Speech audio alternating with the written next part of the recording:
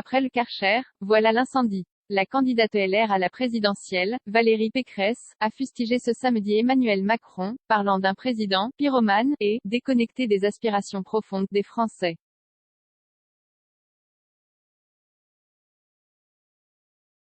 Emmanuel Macron, qui prétendait vouloir une république exemplaire, est devenu un contre-exemple, qui alimente le rejet de toutes les figures d'autorité, a-t-elle affirmé lors d'un point presse à son siège de campagne. Je combats tout autant les extrêmes, mais c'est le président en place que je veux déboulonner, a-t-elle ajouté, entourée de ses ex-concurrents à la primaire Xavier Bertrand, Éric Ciotti et Michel Barnier, ainsi que du président du Sénat Gérard Larcher et des dirigeants de LR Christian Jacob et Annie Genevard.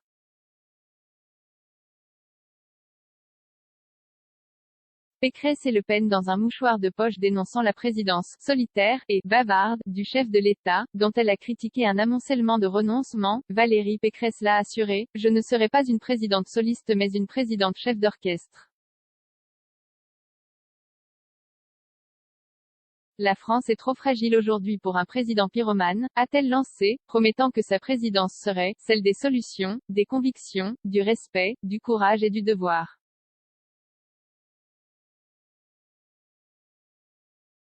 Deux nouveaux sondages vendredi ont donné, dans le même ordre, Emmanuel Macron largement en tête du premier tour, avec 25%, BVA pour RTL et Orange, ou 26%, Ipsos Sopra Steria pour France Info et Le Parisien, devant un trio composé de Marine Le Pen, 17%, Valérie Pécresse, 16%, et Éric Zemmour, 12%.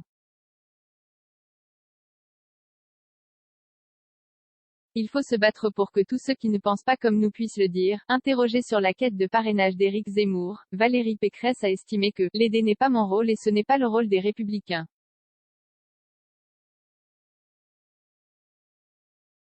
Mais, quand une personnalité politique représente un courant de pensée dans l'opinion, il doit pouvoir se présenter à l'élection présidentielle, a-t-elle ajouté. Invoquant Voltaire, elle a affirmé qu'il faut se battre pour que tous ceux qui ne pensent pas comme nous puissent le dire. Mais il faut les combattre sur le plan des idées et sur le plan démocratique, a-t-elle ajouté. Quant à l'idée de parrainages anonymes, la question se pose quand un certain nombre de maires se retrouvent à ne pas oser parrainer un candidat, ce qui est problématique pour la démocratie, a-t-elle affirmé. 53 commentaires. Un partage partagé sur Messenger, partagé sur Facebook, partagé sur Twitter, partagé sur Flipboard, partagé sur Pinterest, partagé sur LinkedIn, envoyé par mail, sauvegarder une faute, imprimé.